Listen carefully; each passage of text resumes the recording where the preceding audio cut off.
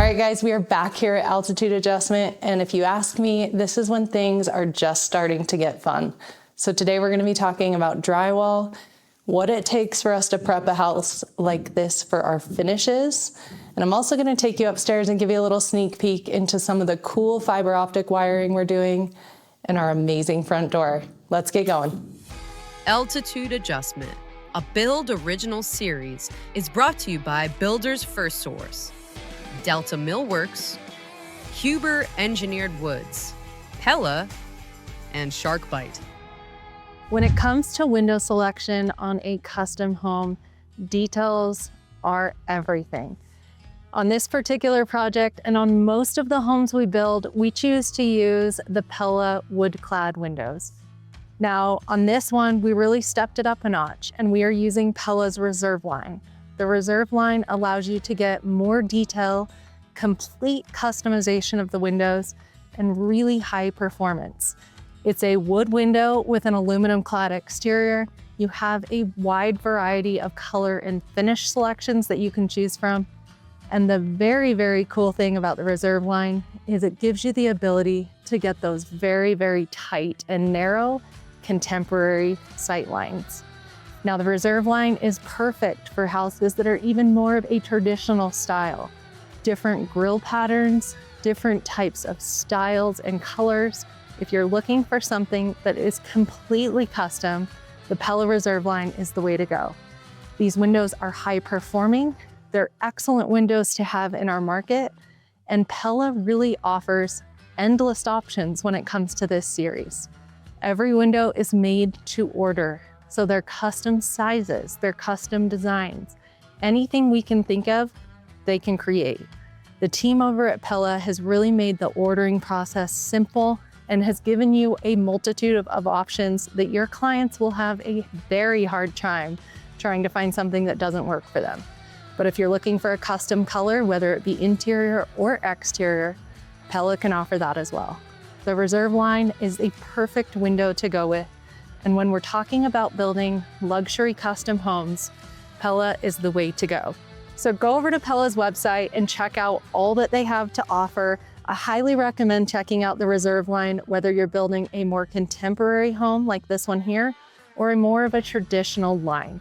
They have got details and finishes to work with any project. So stay tuned because you are not going to want to miss how the details are being finished on the inside of these windows and how the exterior ties into them when we're done.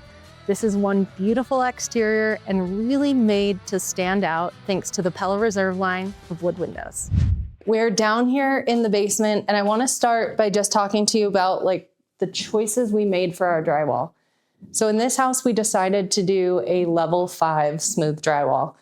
If you want to know all about the different levels, go over and check out Lydia, the Drywall Shorties channel.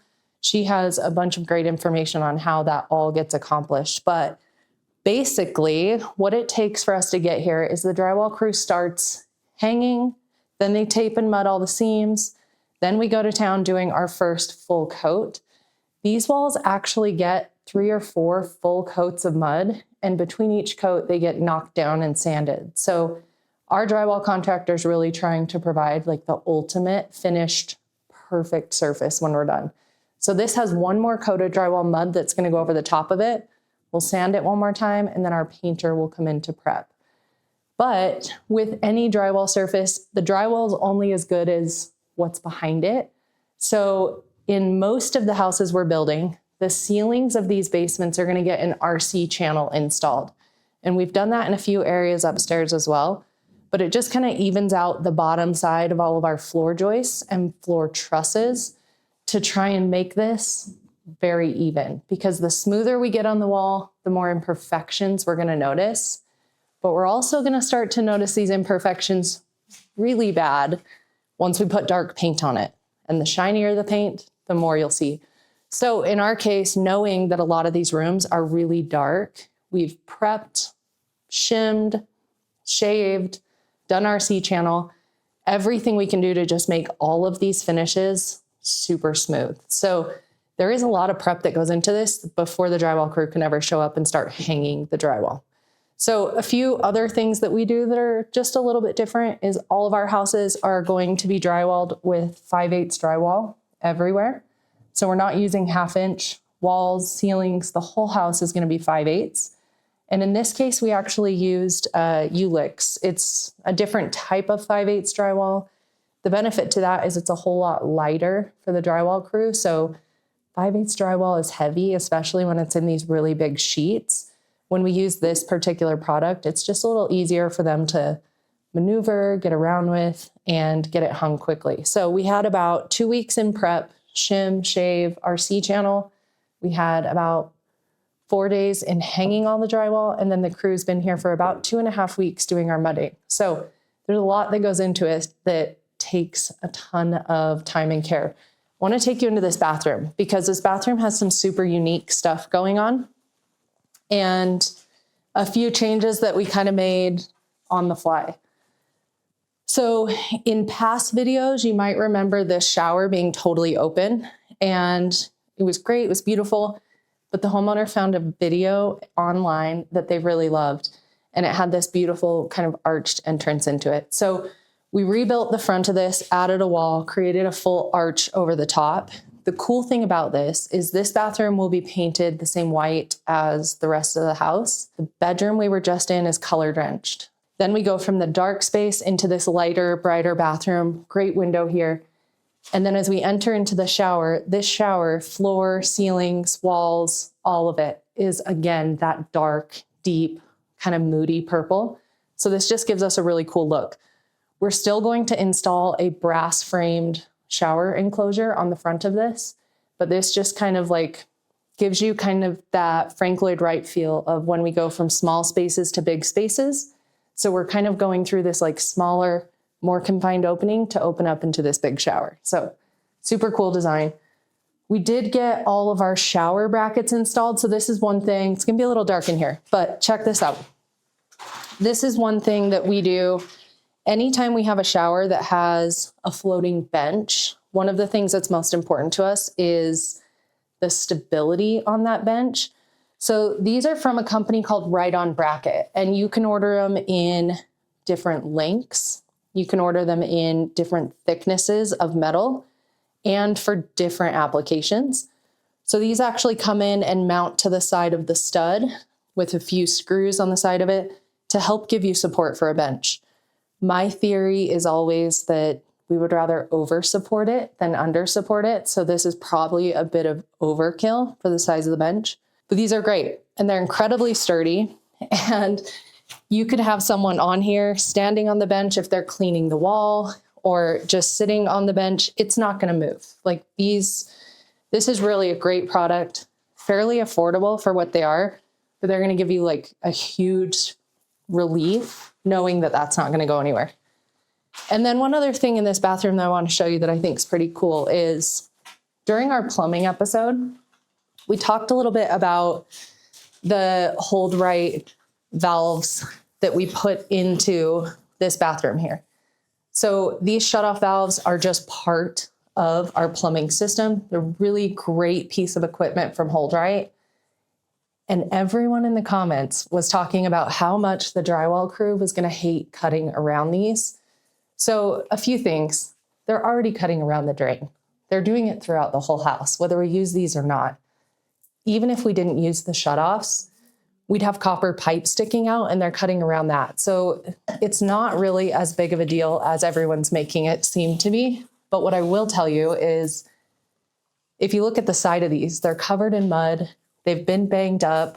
They've got dust all over them. And when we take it off, that protective cover has completely protected the valve from just staying neat, nice, clean. No complaints on the drywall team's end. I think these are great. These are an awesome option. I know that the drywall is not totally perfect around these, which is fine for a few reasons. One, there's a cabinet that's going to go over it and the cabinet back, and those will be cut much tighter. But also there's an escutcheon piece that's going to go around this that'll cover if the drywall crew doesn't get like dead perfect to it. So don't stress about that, but these are going to look super clean and neat when they're done. So if you're looking for a product like this, HoldRite has a great option. I'm really happy with them. We used them throughout the house and no complaints on this end. So you can see bathroom, bedroom, even the closets are all the same level 5 drywall. I want to walk you over into the mechanical room. So in our houses, we like to finish the mechanical room to the same spec or level that the rest of the house is. I feel like one of the comments that we get a lot, or we hear a lot from builder to builder, is if you want to see like the true quality of a builder, go look at the mechanical room. So we think about that a lot. And you can remember this from past episodes. You've probably been in here a bunch of times, but all of our wiring, plumbing, HVAC was done before drywall. Now, there are times when we can get a lot of this done, drywall the space, then come in and set some of this equipment, like these big forced air Linux units. And then there are some times that it just doesn't make sense. But our drywall crew has done a really amazing job of coming through and getting drywall behind everything so that we can paint it and make it look clean and nice. Yes, this room is also the level 5 drywall finish. There are some areas that are just tight. Like if we look behind this forced air unit, they're obviously not going to be able to get in there and mud that perfectly. But once it's painted, it's going to look really, really clean. But this is one of the areas that if we were concerned about what the drywall crew was going to think about the Hold Right protective caps, imagine how they felt about this. So this is our wall where all of our radiant heat and snow melt manifolds and valves and boilers are going to be mounted. So the drywall crew had to do a little bit of creative patching here. And we actually set a drywall sheet right at the top of the pipes and another one below it. They just came through and did a bunch of mudding, but super impressed with the quality and attention to detail, even just around all of these, making it look really nice. This space is a little unique because we have an office off to the side over here that we added during the construction process. This was going to be all storage, but the homeowner didn't need this much storage. So he thought it might be kind of nice just to have a place that he could like sneak away and work that was quiet and kind of separate from everyone else. So this is going to be a space they're walking into a lot. And oftentimes, like, we don't visit our mechanical rooms on a daily basis. And not to say he'll use this on a daily basis, but he'll definitely use it more than most people go into the mechanical rooms. So we wanted to make this space look really good.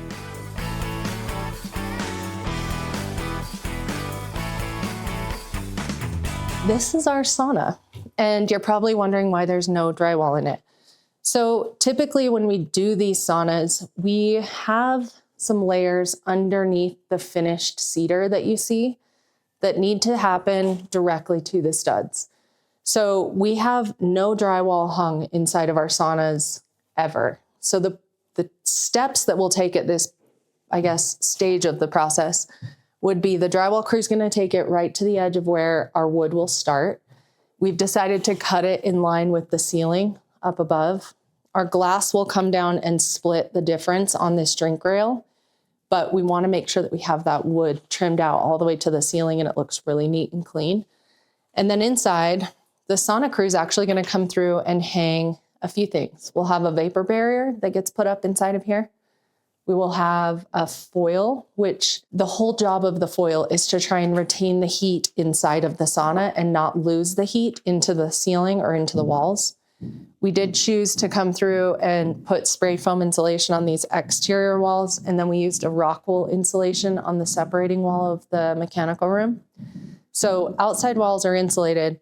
The ceiling will get rock wool kind of tucked up in there before we're done, and then we'll put the cedar on top of that. So we just don't want to put drywall in this space. It is a dry sauna, but people will still put water over the top of the electric heater to get some humidity in the space.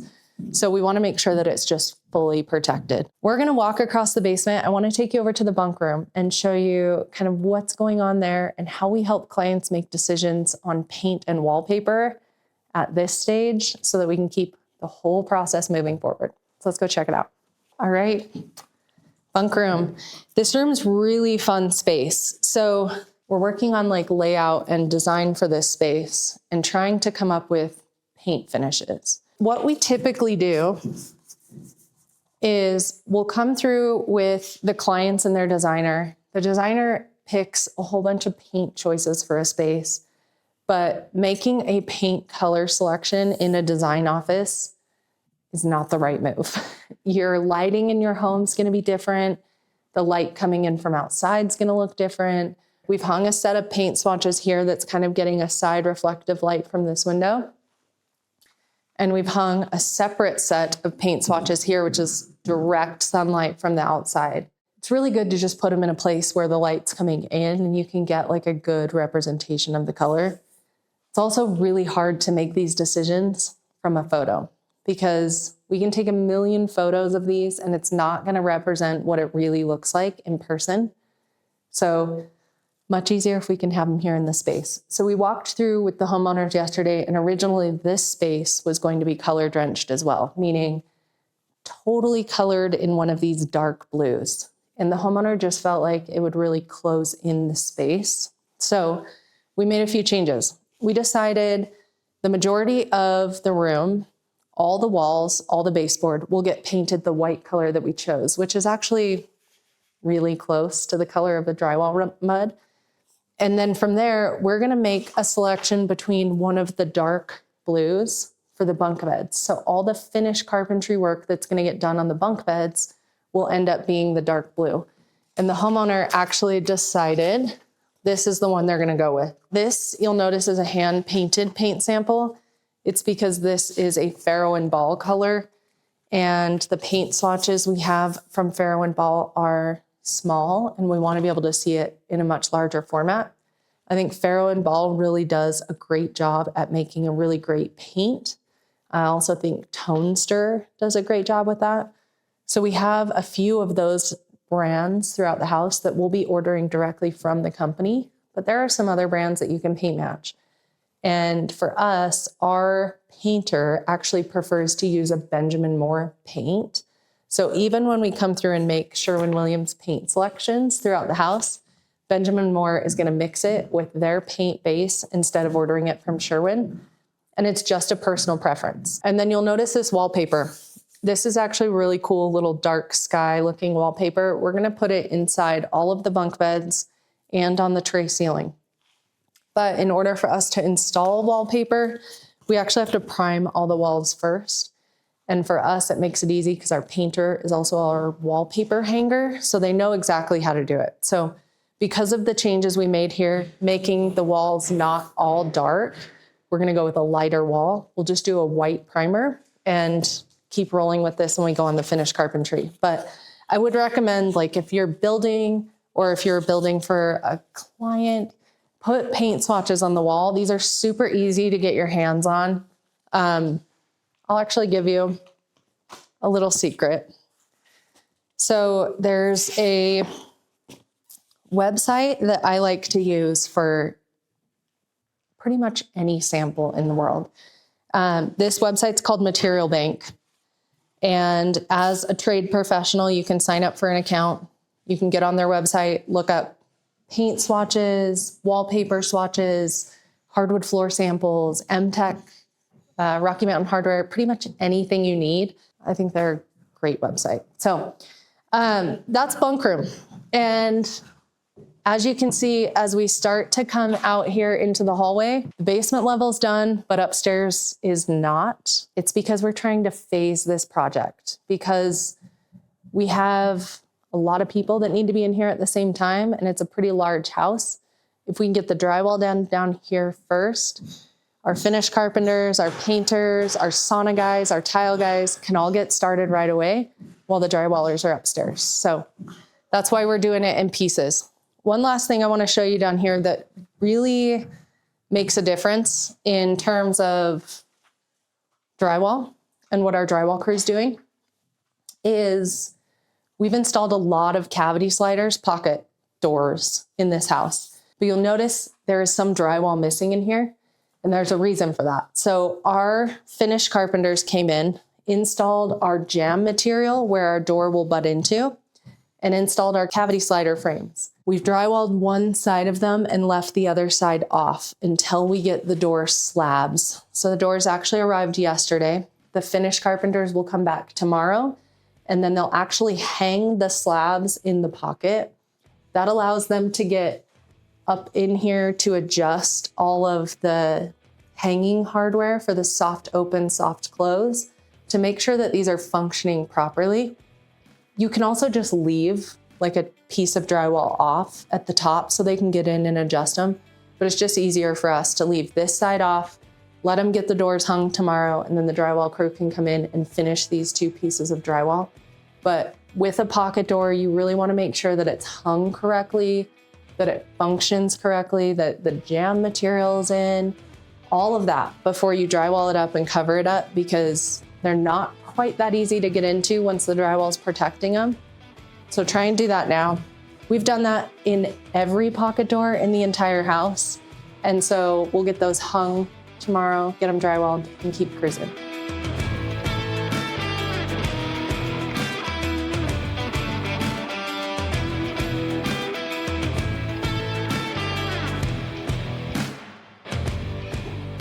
So you'll notice the drywall up here looks a little different than downstairs. So this ceiling, as you come up the stairs, is our big showpiece. And this has been a really hard piece for us to decide how this was gonna look when it was done, knowing that it's kind of like the main passageway. This is actually going to be a fully plastered ceiling. We decided to do a fiber optic star field. We were originally gonna do the star field in the wellness room, but it just felt more fitting up here. So in order for us to be able to do that, we had to leave off some drywall. So in the ceiling up above me here, we've actually left off an entire sheet of drywall. We could actually climb up and over the top, and we'll lay on top of the barrel and drill all of the holes so that we can shove the fiber cables through. So I'm gonna show you exactly what this looks like. This is almost 600 individual fiber cables, and these things are about 1/8 of an inch, really, really small cables. And what we need to do is we need to run all of these black cables to the top of the barrel, strip them back, separate each one of these individual fiber cables, and then the plan we have currently is we will get a level 5 smooth surface put on this ceiling. Then the plaster company will come through and do their finished plaster on the ceiling. And then the electricians will climb up top, take a little 1/8" drill bit that is gonna have to be really long because they're gonna have to drill through the framing structure that is supporting the barrel, 3 layers of 1/4" drywall, and then the finished mud and finished plaster. It's really important that that's a sharp drill bit because we're trying to keep the touch-ups to a minimum on the finished surface. So they'll get up there, use a drill bit, drill through a bunch of holes, and then once they have a hole drilled, they'll take one of these fiber cables and shove it through the hole. And we're gonna take a piece of hot glue and just glue around it. This is probably a few days worth of work to come through and drill these in the ceiling, get them pushed through, glue them into place. And then once we have all the fiber cables dangling out of this ceiling, the opposite end of all of these wires needs to go to a driver. So we tried to find a place that we could hide the driver. And the driver for these is about 12 by 8 by 4. And we didn't want to go far. So we actually worked with our cabinet company that is designing all of the library cabinetry that goes in here. And we created a dead space in the side of a finished carpentry panel on the side of the cabinetry here. So we'll pull all those fiber optic cables from across the top of the barrel ceiling, up and over. We'll drop it down out of this double gang outlet box that you can see up top here. And those will come in and get attached to the driver that'll be hidden inside of the panel. In terms of cost, when we're talking about this ceiling, just the electrical components, so the fiber optic cables, the driver, the labor to install it was about $30,000. So it's not a cheap feature by any means. That's what we decided to do here. We have 2 main goals with this ceiling. I guess I should say 3.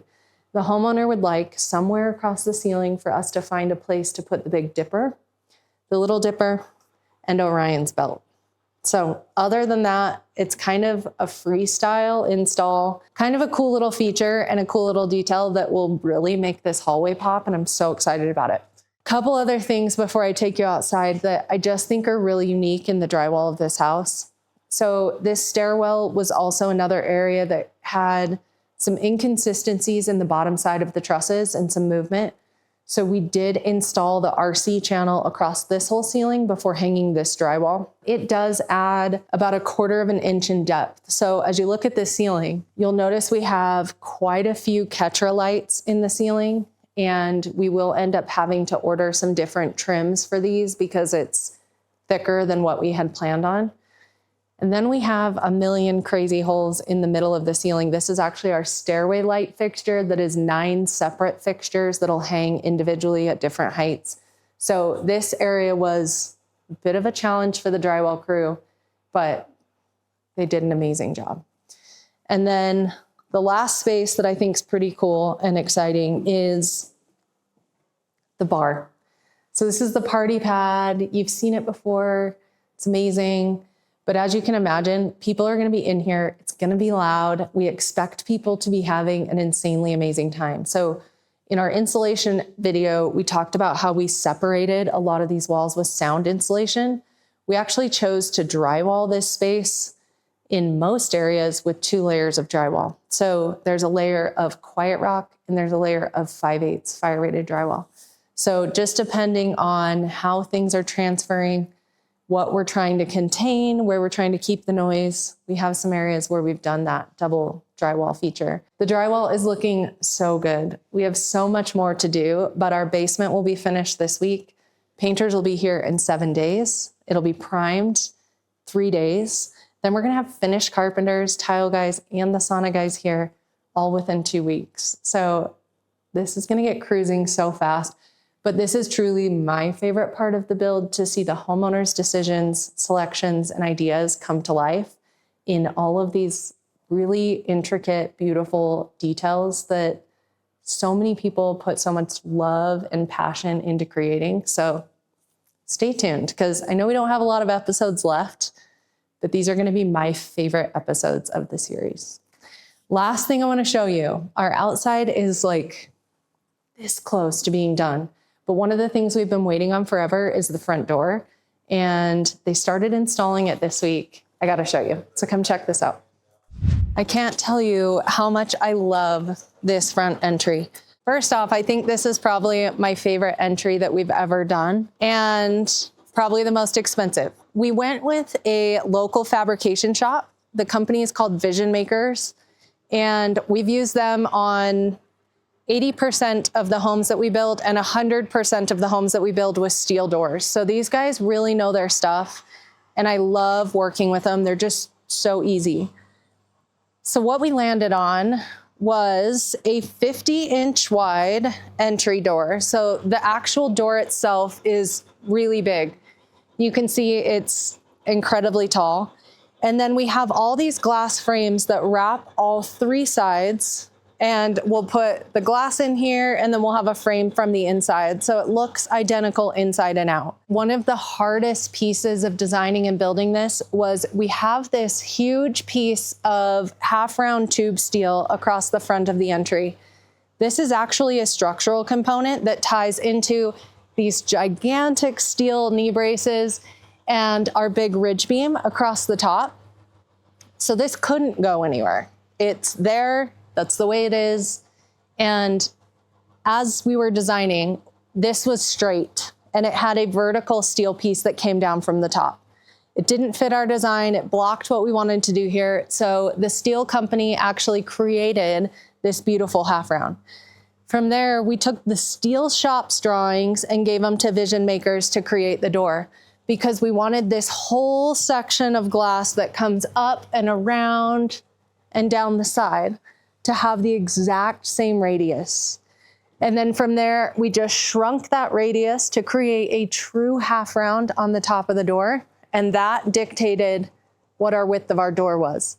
So I'm really happy that this thing is bigger. It's not 36, it's not 42, it's 50 inches wide. But really the way that that was determined was all based off of that steel and making sure that that half round just continues to shrink as it comes in to meet the front door. And we'll get the glass installed. The reason we haven't put the glass in yet is you can see our stonemasons are still trying to wrap up, and we want to wait until they're done because as they're cutting this limestone, it's kicking up a bunch of white dust. The fear was if we showed up to start siliconing and putting these sheets of glass in now while they're still cutting stone, that the white dust would get inside of the silicone and would not look perfect. So we pulled the door guys off, told them we'll install the glass in a couple weeks once the stone guys are done. A few things I will say, with any front door on a home, it doesn't matter if it's a wood custom front door from Builders FirstSource or a $200,000 metal structure like this. The most important thing is to protect it. And once the glass is installed, we'll actually put foam insulation, an XPS or an EPS, up around the whole thing just to completely block it off. The more expensive they are, the more expensive a fix can be. So even with a $5,000 gorgeous, beautiful wood entry door, you don't want someone to chip it. So protect it, give your team another place to be able to enter the house, and just keep it safe because it's so beautiful. I am so happy. I can't tell you guys, this is truly when my favorite stage of the build starts. It is a shame that we do not have a bunch of episodes left. Keep your eyes open on social media and YouTube because there's gonna be a bunch of videos that you're gonna find there that you won't see anywhere else. Thank you guys so much for watching and stay tuned for the next episode of Altitude Adjustment.